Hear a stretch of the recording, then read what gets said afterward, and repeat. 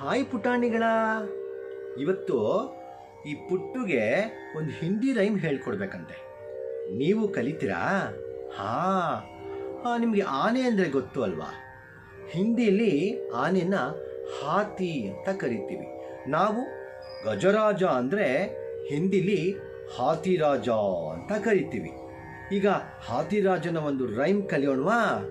हाथी बहुत बले सूंद उठाकर कहाँ चले, मेरा घर भी आओ ना, हलवा पूरी खाओ ना, आओ बैठो कुर्सी पर, कुर्सी बोले छटर मटर।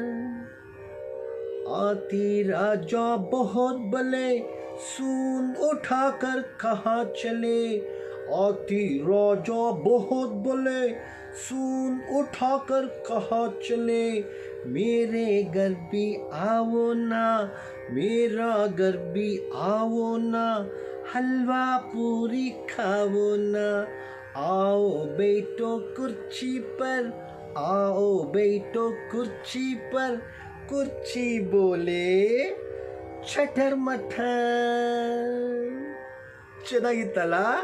ಚೆನ್ನಾಗಿತ್ತೇನೋ ಪುಟ್ಟು?